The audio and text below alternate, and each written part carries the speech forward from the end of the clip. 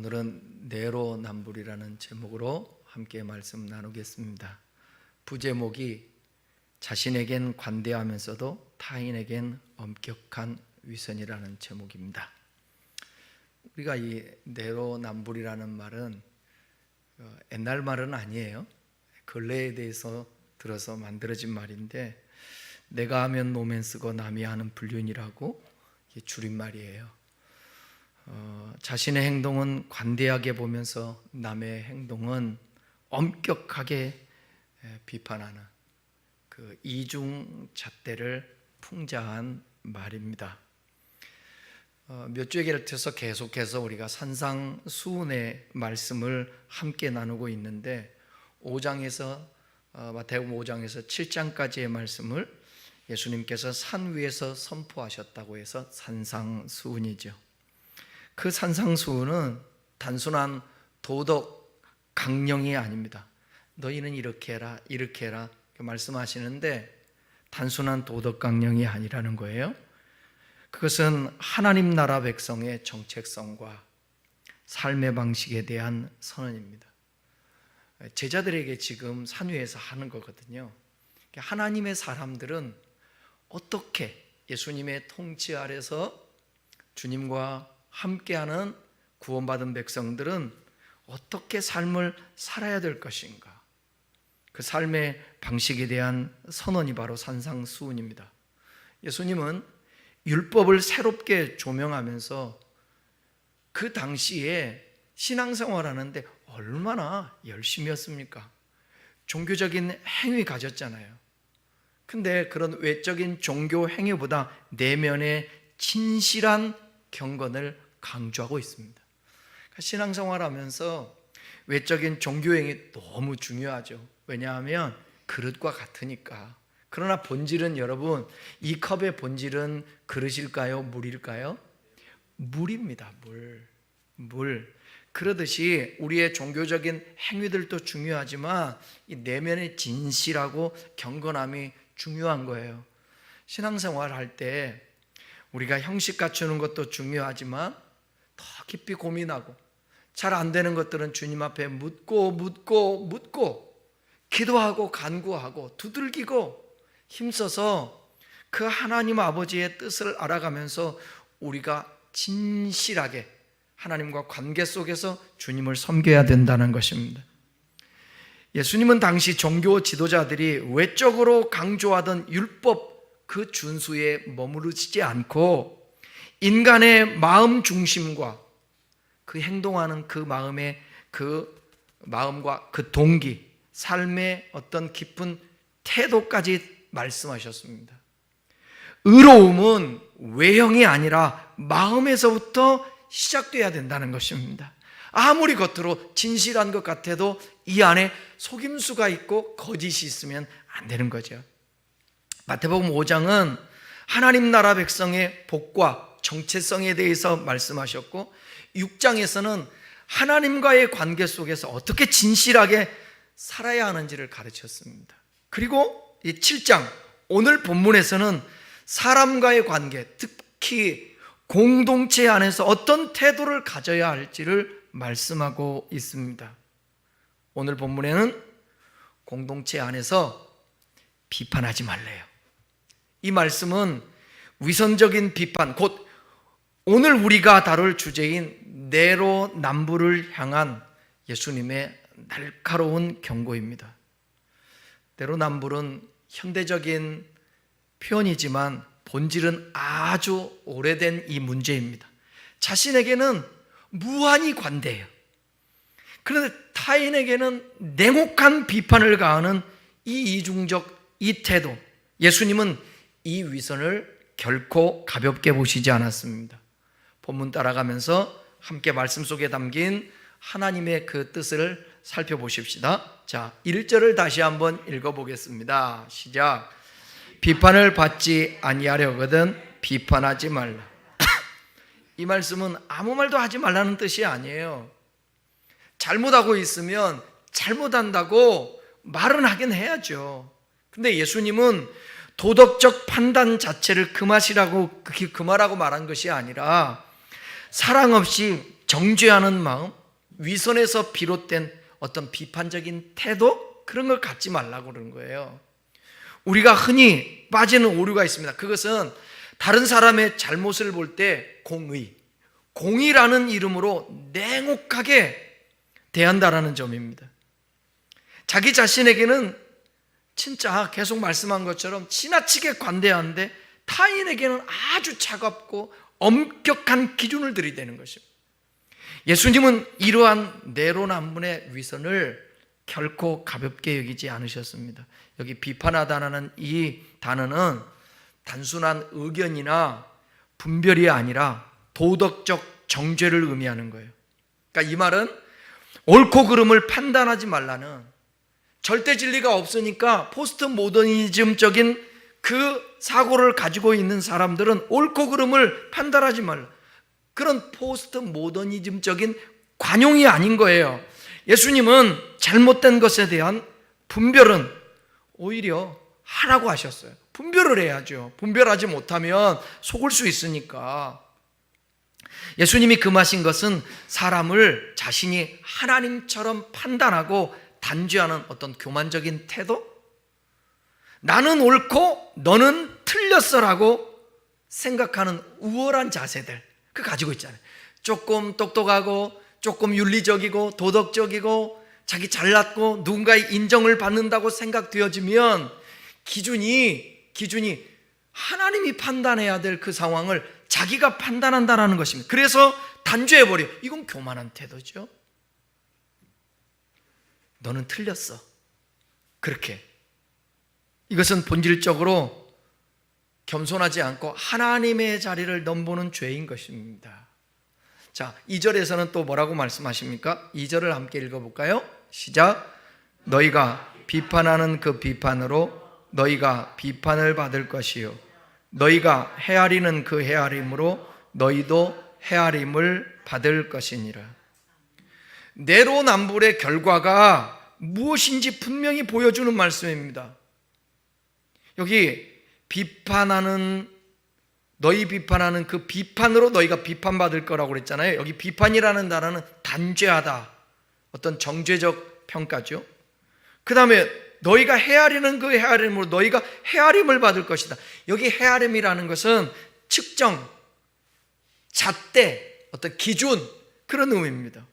그러니까 이 말씀은 곧 이런 뜻이에요. 네가 남을 판단할 때 사용하는 기준이 결국 하나님께서 너를 판단하실 때 사용될 것이다. 이건 영적인 부메랑 법칙이에요. 내가 던진 정죄의 말은 돌아와서 오히려 나를 찌르고, 내가 세운 이중잣대는 결국에 하나님의 공의 앞에서 나를 심판하는 기준이 된다는 것입니다. 예수님께서 우리가 타인을 판단할 때 사용하는 그 기준이 결국에 우리 자신들에게 적용된다라는 것을 말씀하고 있는 것입니다. 여러분, 남에게는 정말 냉정한 잣대를 들이대면 하나님도 그 기준으로 우리를 헤아리겠다는, 우리를 그걸로 판단하시겠다라는 것입니다. 예를 들어서 누군가 그 실수를 계속 기억하면서 정죄하지만 나의 실수는 뭐라고 얘기하냐면 나는 사정이 있어서 그랬어. 그리고 정당화하는 것입니다. 내가 사용하는 기준은 정말 하나님의 말씀에 의한 하나님의 기준인가, 아니면 나를 높이고 남을 낮추기 위한 인간적인 잣대인가, 우리 자신들이 들여다봐야 되는 거예요. 여러분, 저는 어제도 목사님한테 그런 얘기했어요. 내가 설교한다라는 것, 이건 참 은혜다. 왜냐하면 설교를 하기 위해서는 준비를 해야 되지 않습니까?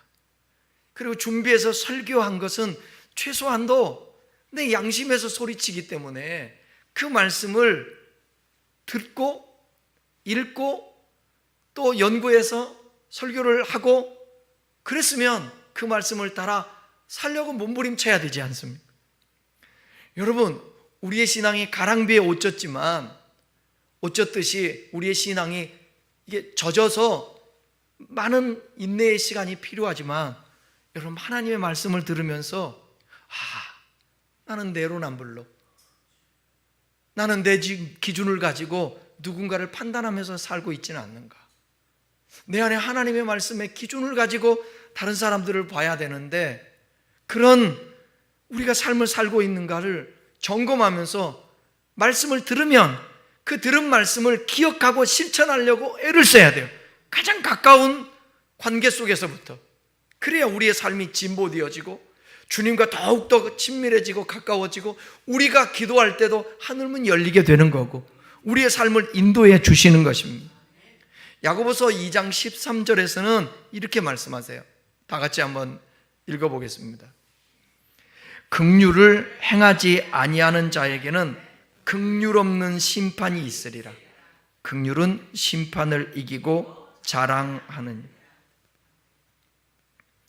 내가 누군가를 긍휼 없이 판단하고 정죄하고 그러면 우리도 그 긍휼 없이 받는 거예요. 그러니까 팔복에서 말씀하지 않습니까? 긍휼히 여기는 자는 긍휼히 여김을 받을 것이요. 누군가를 긍휼히 여기는 마음을 가질 때 우리도 긍휼히 여김을 받을 수 있는 것입니다.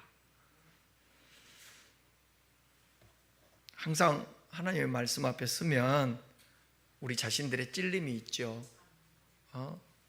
다른 사람에게는 긍휼히 여기지도 않고 용서하지도 않고 미움 감정을 계속 가지고 있으면서 나는 용서받기를 원하고 나는 긍휼히 여김을 받기를 원하고 나는 사랑받기를 원하는 거죠.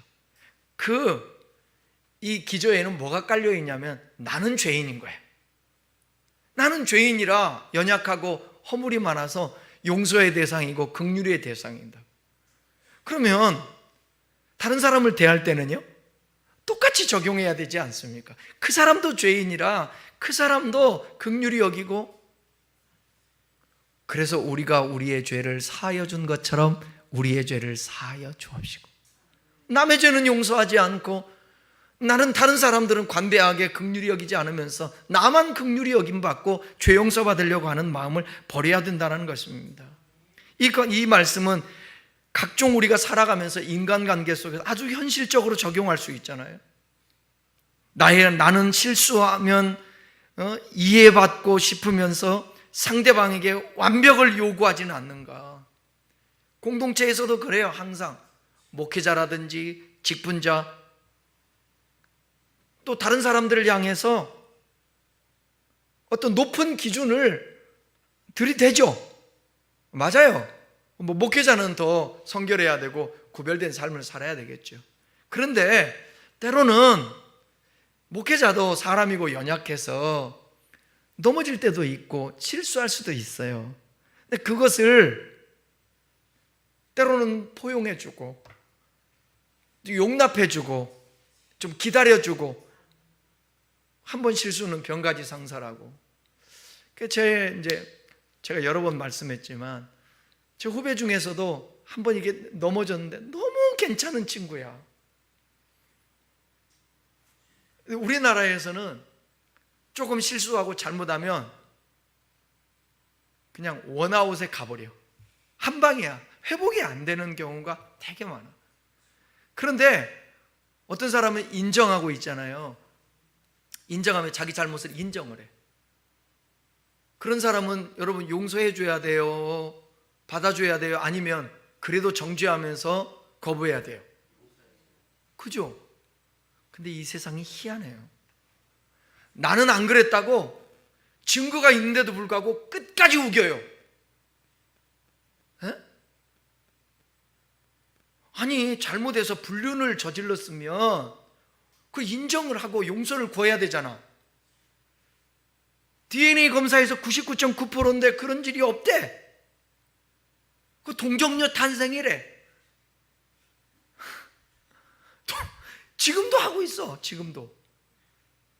저 인천에서. 그런데 잘못을 인정한 친구는 그냥 끝나버렸어. 회복이 아예 되지도 않아.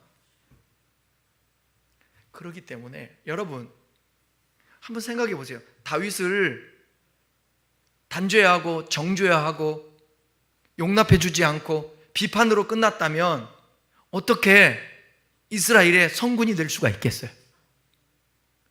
위대한 하나님의 사람이 될 수 있겠냐? 모세는 안 그래요? 아브라함은 안 그래요?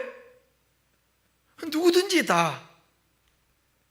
그러니까 남을 정죄하고 계속해서 여러분 반복적으로 악을 행하면서 도저히 자기를 부인하고 나는 죄진 것도 하나도 없고 잘못한 것도 없고, 그러면 정죄를 당해야죠.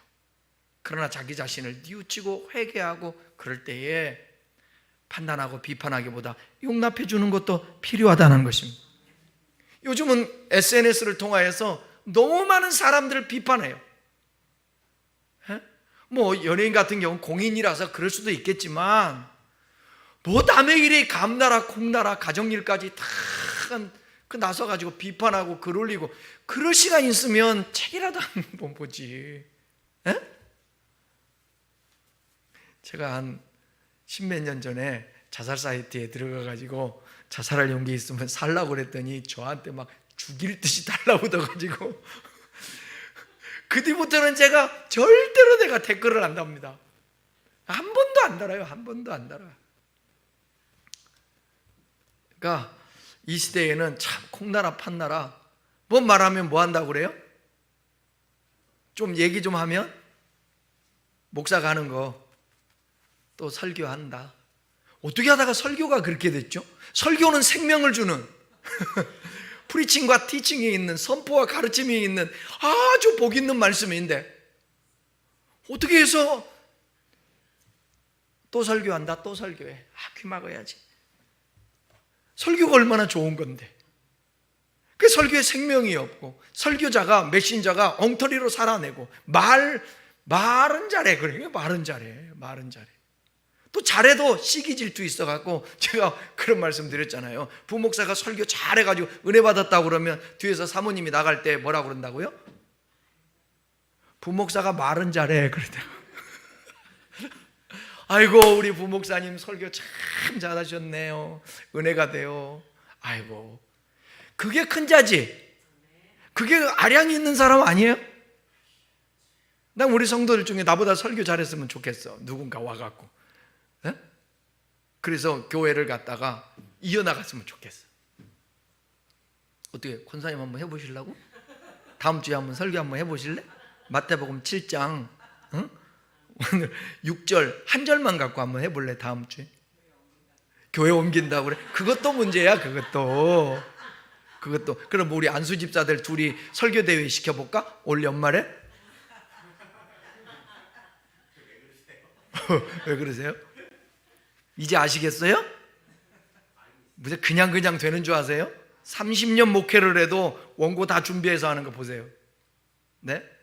왜 못하겠어요? 제가 못하겠습니까? 본문 한 구절 읽고도 그냥 하면 되지. 오히려 제가 그러잖아. 목사님들 집사람한테 물어보세요. 목사님 놓고 내가 설교할 때 어떻게 하나? 성경 읽고 원고 없이 해요. 제가 편하게. 근데 와설라모네 가설라모네 하면 안 되잖아. 삼천포로 빠지면 안 되잖아. 그래서 제가 원고를 준비해서 하는 거예요. 여러분, 누군가에게 늘 언제나 단죄하며 정죄하려고 비판하려고 하고 그냥 쌍불을 켜 일부러 찾아. 나는 여야가 좀 합치도 좀 하고 협치도 좀 하고 좀 서로 잘했다고 격려도 하고 그랬으면 좋겠어. 어떻게 보면 눈 크게 뜨고 무조건 잘못했대. 야당은 여당 잘못했다고, 여당은 야당 잘못했다고 그러고. 회의 시간 딱 되면 목회자들도 딱 발동 걸어요. 어떻게 하면 저 말에 대해서 비판을 할까? 다 뭐든지 이 세상에는 상대적이지 않습니까? 특별한 경우 아니면 용납하고 이해하고 그래야지. 자, 이제 우리 주님이 점점점 더 강한 어조로서 말씀하고 있어요. 7장 3절입니다. 시작. 어찌하여 형제의 눈 속에 있는 티는 보고 내 눈 속에 있는 들보는 깨닫지 못하느냐. 예수님은 놀라운 과장적 비유를 통해서 우리의 이중 잣대를 폭로해버려요. 티는 뭐예요? 아주 작은 먼지 같은 결점들, 말 그대로 티끌. 들보는요, 집을 떠받치는 커다란 기둥을 말하는 거예요. 예수님은 우리가 다른 사람의 작은 결점은 확대경으로 보면서 자기 자신의 치명적인 문제는 보지 못하는 이 영적 무지를 지적하고 있는 것입니다. 이것이 바로 자신에게는 관대하면서 타인에게는 엄격한 위선의 본질입니다. 이런 사람은요, 객관적인 진리보다 자신의 자존심, 어떤 체면, 명분을 지키기 위해서 타인을 비판해요. 그러니까 말은 잘해 이렇게 나오는 거예요. 그 말은 무슨 말이에요? 말은 잘하지만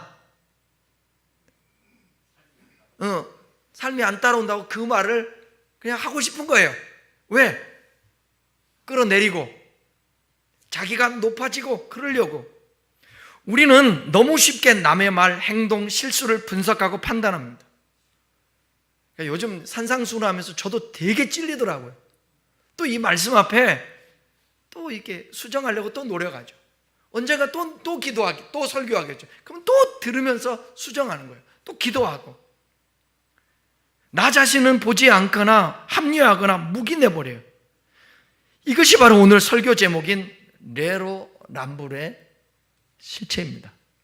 우리 보통 이 사회에서 제일 내로남불하는 집단이 어디예요? 누구들이에요? 잘하시네. 정치인들이에요. 정치인들.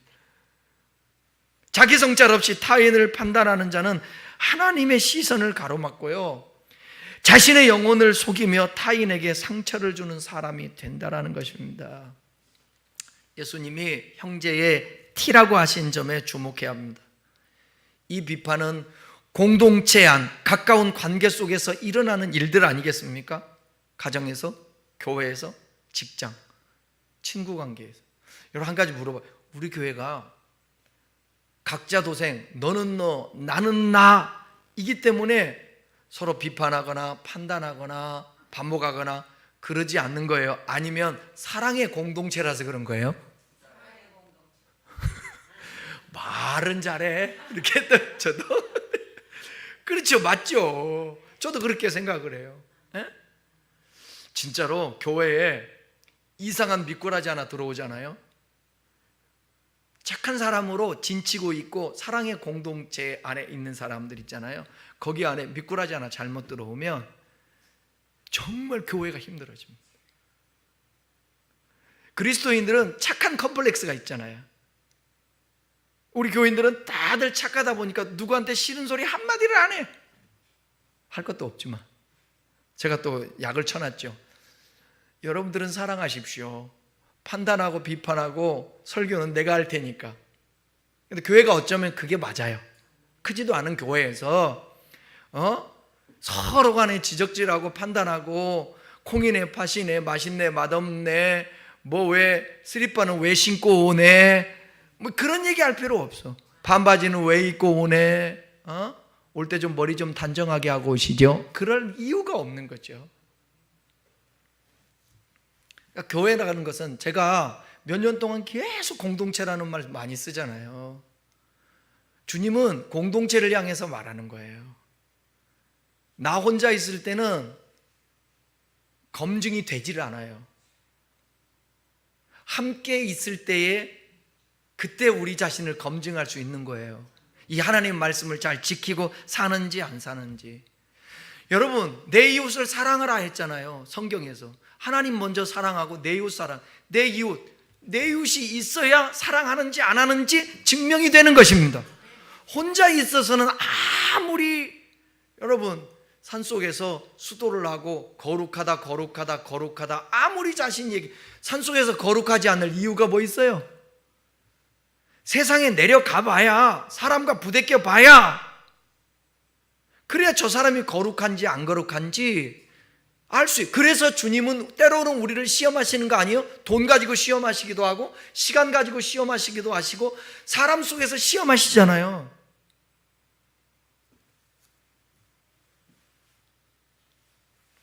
우리는 매일 누군가의 티를 봅니다. 왜 저 사람은 저 모양이지? 말투가 왜 저래?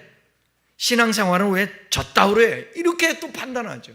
그러나 티를 바라보는 내 눈에는 뭐가 들어있다라는 거예요? 뭐요? 들보가 있다라는 거예요. 예수님은 지금 우리에게 이렇게 물으십니다. 왜 너는 그렇게 예민하게 다른 사람의 결점을 들여다보면서 너 자신 안에 있는 근본적인 문제에는 침묵하느냐? 항상 부부끼리도 밖에 나갔다 오면, 모임을 하고 오면 좋은 말보다는 나쁜 말을 더 많이 해. 판단하고 비판하고. 그러면 6가정이 모였다 그러면 각자 집에 돌아가서 하면 뭔 일이 벌어질까요? 각자 욕하는 시간이야. 그 시간 모였다가 집에 들어가면 다 각자 욕해. 왜 양 권사님은 뭐 그 부부가 왜 그랬다는 둥, 안수 입사님 부부들은 왜 그랬다는 둥, 권사님들 부부는 어쩌다는 둥, 오늘 뭐 말하는데 그 말 때문에 내가 마음이 상했다는 둥, 다 이렇게 비판하고 판단하고. 그런 일이 있거든. 조용히 하나님 앞에서 기도하면서, 하나님 앞에 여보 오늘 우리 모였는데 참 모임이 서로 좀 그렇대. 하나님 앞에 기도합시다. 이게 낫지 않겠어요? 그 아내님 우리도 그럽시다. 우리도 그러자고. 밖에 나갔다 오면 그러자고. 또 어떤 사람은 또 텔레비 보면서 그렇게 TV 보면서 판단을 많이 해요.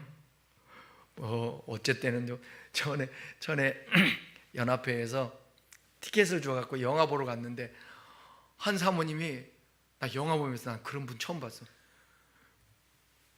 화면을 보면서 막 욕하고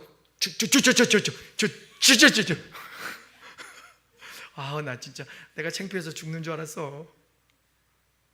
혼자 뭐라고 중얼대요 계속. 여러분 TV 보면서 중얼대면 그 정상이 아닙니다.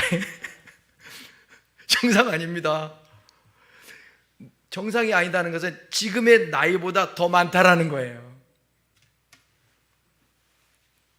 자, 4절 또 보십시다. 4절 시작. 보라, 내 눈 속에 들보가 있는데 어찌하여 형제에게 말하기를 나로 내 눈 속에 있는 티를 빼라 하겠느냐. 3절에서는 비판의 시선의 문제를 지적했습니다. 이제 4절에서는 이 행동의 모순, 즉 위선적 자세를 드러내는 거예요. 예수님은 말씀하시기를, 여기에 보게 되면 보라, 내 눈 속에 들보가 있는데 어찌하여 형제에게 뭐라고요? 말하기를 나오잖아요. 말하기를. 여기 말하기로 시작하는데, 우리의 언행불치, 특히 겉으로는 뭐 도우려는 것처럼, 남의 티를 빼주는 것처럼, 그렇지만 속에는 비판과 우월감이 깔려 있는 경우가 있다라는 것입니다.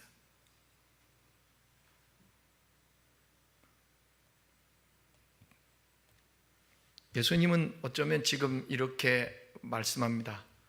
네가 형제를 고치겠다고? 네가 지금 정작 고쳐야 할 사람은 상대방이 아니야, 너 자신이야. 자신은 변화되지 않으면서 남을 변화시키려고 하고, 회개에 눈물 없이 충고의 말만 앞서는 사람이 있고, 자기 죄는 보지 않으면서 타인의 흠만 확대해서 보고, 사랑의 권면이라는 탈을 썼지만 사실은 정죄의 칼일 뿐입니다. 예수님은 이러한 위선적인 그 모습을 영적 교만으로 보고 계시는 것입니다. 이게 제일 무서운 게 이거예요. 그래서 기도 많이 하는 사람이 겸손하기가 쉽지 않아요. 뭔가를 많이 아는 사람이 겸손하기가 쉽지가 않아요. 여러분, 아는데 모르는 척 하기가 쉽나요? 가졌는데 없는 척 하기가 쉽나요? 이것은 주님 앞에 통제받지 않고서는 절대로 어려워요. 절대로 어려워요. 여러분 어떠세요? 어떤 모임이든지 가면 항상 모임에 주도하면서 말을 많이 하는 사람은 어떤 사람입니까? 능력 없는 사람이 주도합니까?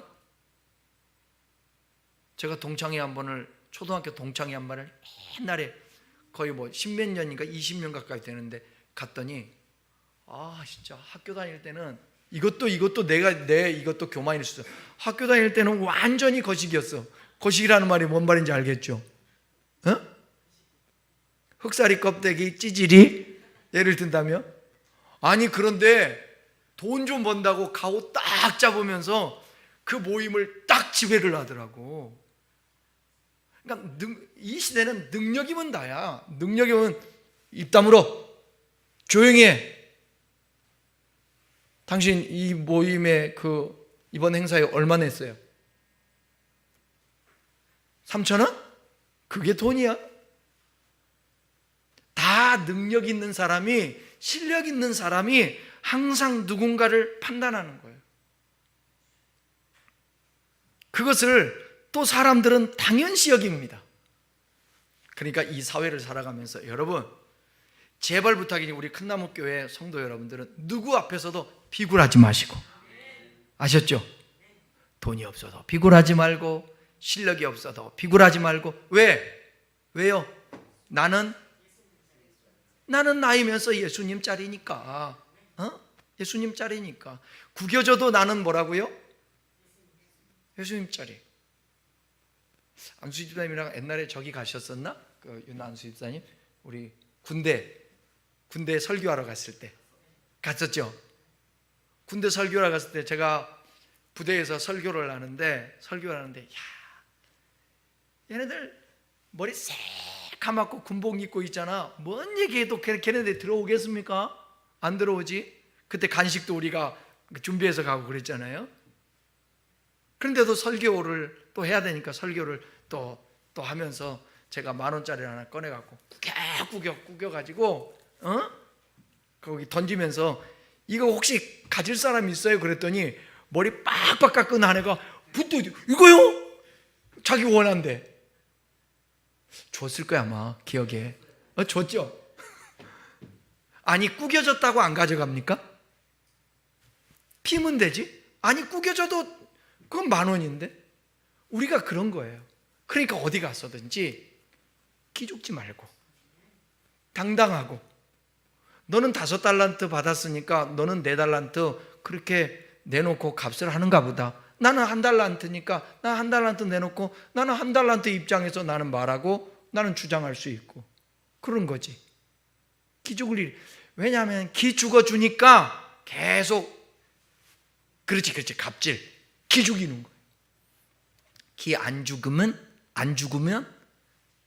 안 하죠. 만만하게 봤다가 큰일 나겠네. 그렇게.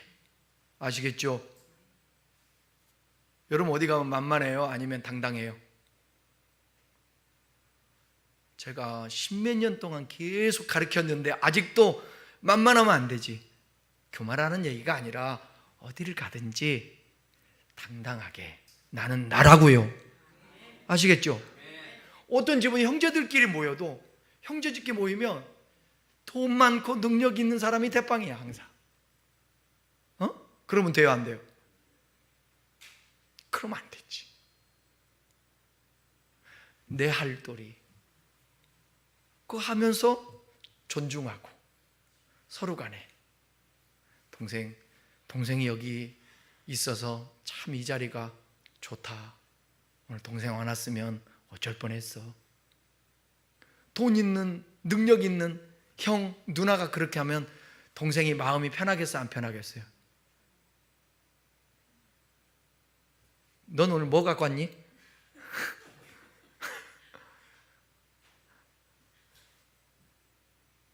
아니 형들이 돼가지고 누나가 돼가지고 한 게 뭐 있어요? 우리 집안 내가 다 살려냈지. 그 가정이 온전하겠냐고. 내가 한다는 것 때문에 남을 비판하는 거예요. 남을 판단하는 거예요. 좋은 얘기 안 하는 거죠. 배려하면서 얘기해 보세요. 아이고 이게 모처럼 만났는데 힘든데 얼마나 기죽을까. 그러면 조용히. 맞아요 안 맞아요?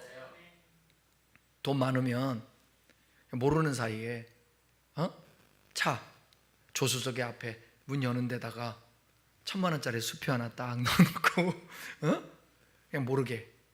그럼 전화도 하지 말고 문자 하나 보내고, 형님 거기 한번 열어보세요. 적지만 날씨도 더운데 맛있는 거 사드세요. 열어봤더니 1,000,000원이야. 그런 겸손함이 우리에게 필요하지 않냐고. 다 식구들 많고 그러는데, 야 이리 와봐라, 이리 와봐라, 이리 와봐라. 돈 10,000원 주면서 1,000,000원도 아니고. 아니 진짜 그렇다니까. 이런 것들이 많아요, 이 사회에. 항상 나를 드러내고 싶고, 그리고 항상 남 지적질해서 자기 높아지고 싶고. 우리 주님은 자기 회개 없는 권면은 위험하고 위선적이라는 거예요. 그러나 회개한 사람의 권면은 생명을 살리는 거예요.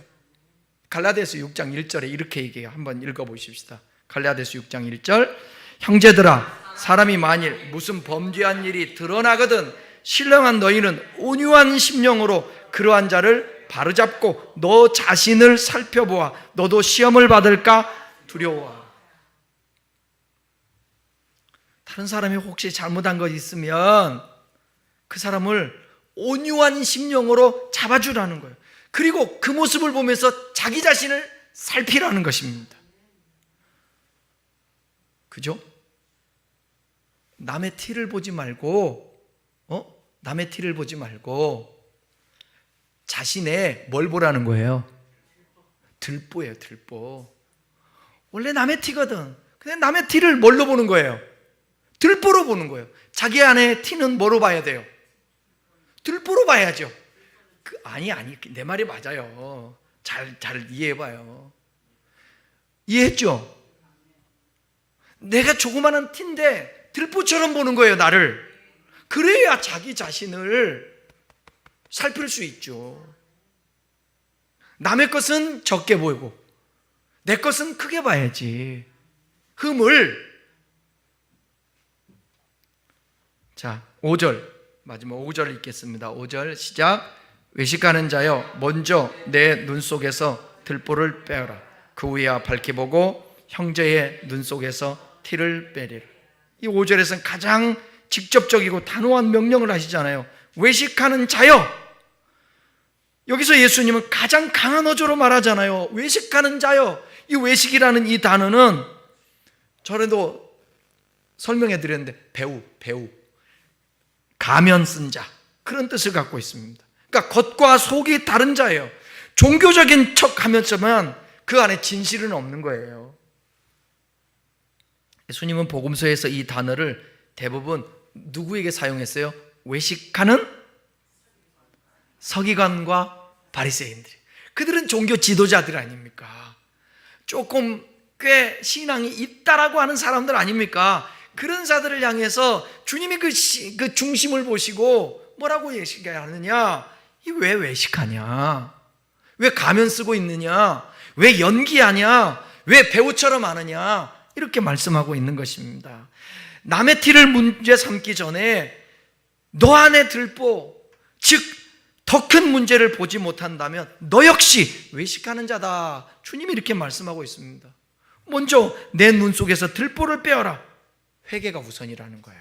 회개가 우선. 먼저라는 단어, 예수님은 순서를 강조하는 거예요.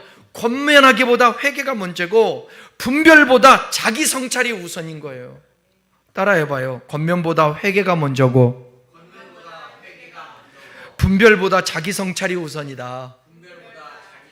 들보를 뺀다라는 것은 자기의 죄를 인정하고 하나님 앞에서 통회하면서 자복하면서 변화되기 위한 회개의 결단을 말하는 것입니다. 고린도전서 11장 31절 한번 보세요. 시작. 우리가 우리를 살폈으면 판단을 받지 아니하리니. 우리 자신들을 먼저 살피면 판단을 안 받아요.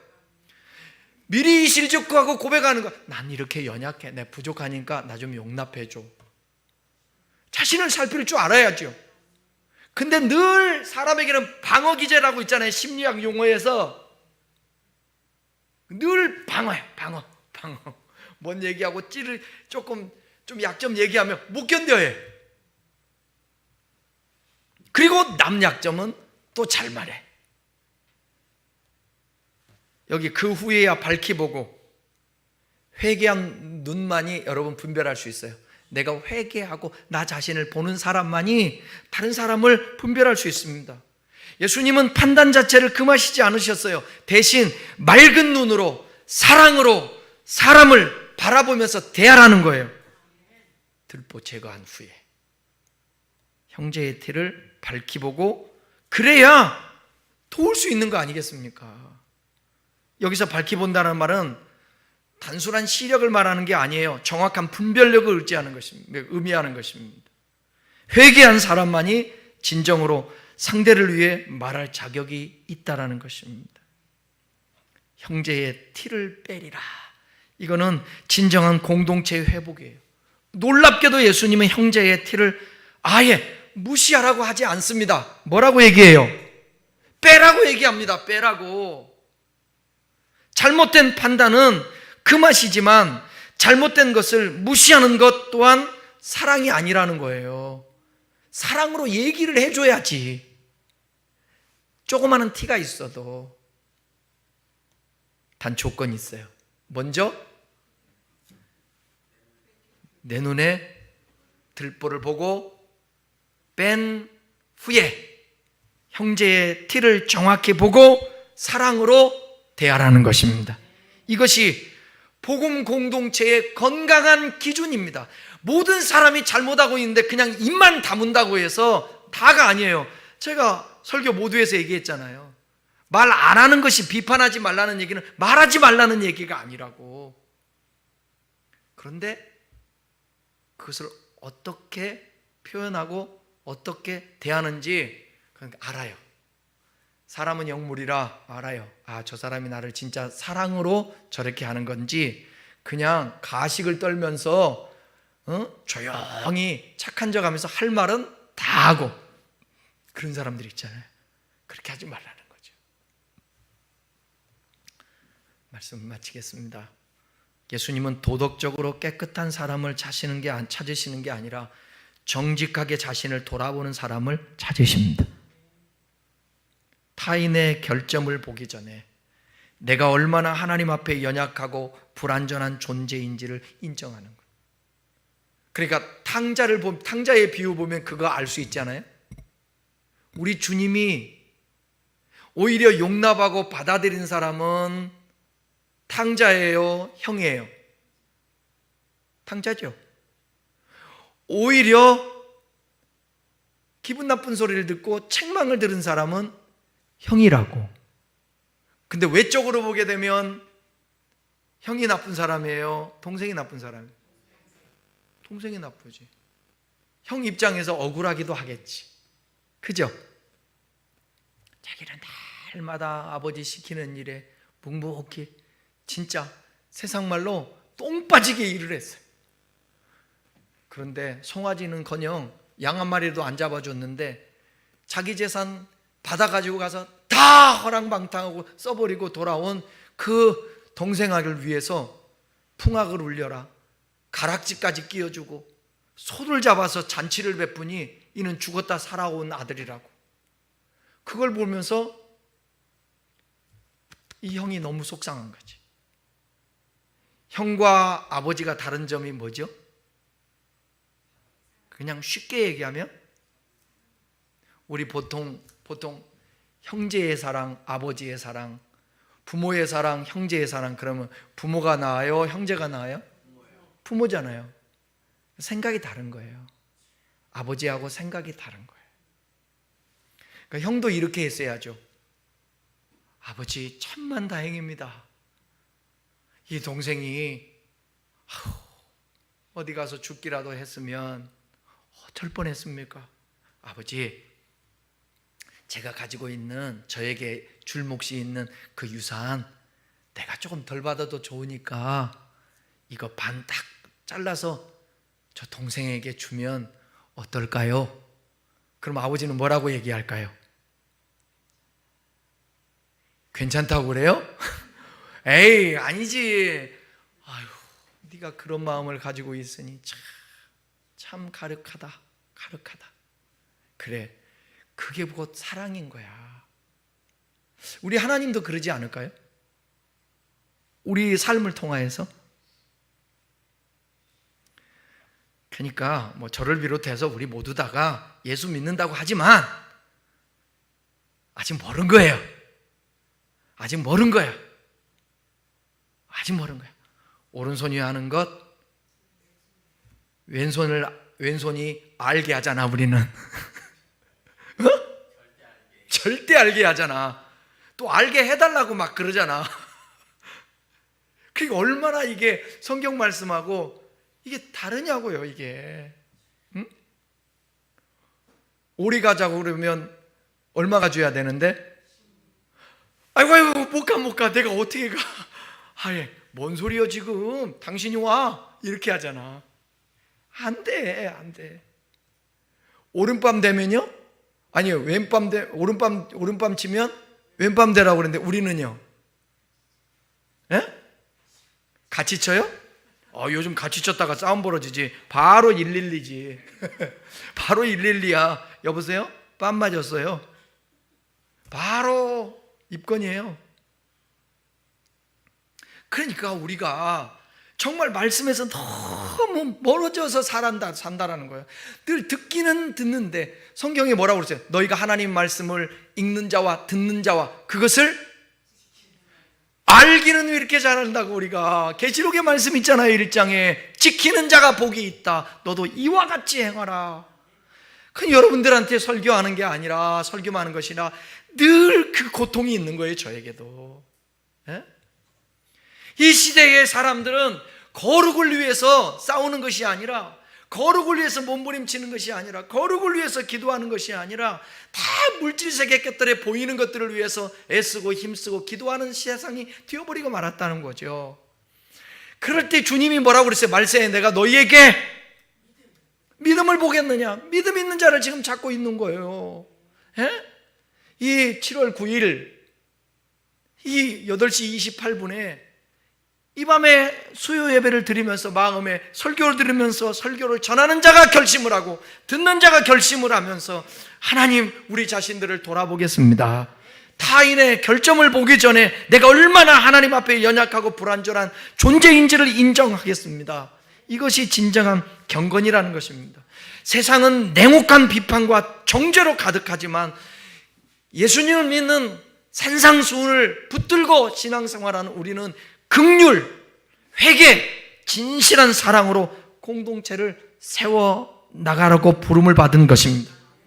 자신에겐 관대하고 타인에게는 엄격한 위선, 이 위선을 버리고 정직한 자기 성찰과 겸손한 사랑의 눈으로 공동체를 바라보는 시선을 갖고 언행을 갖고 하나님 말씀의 기준을 가지고 모든 사람을 대하고 우리가 비판하든지 판단하자는 것입니다.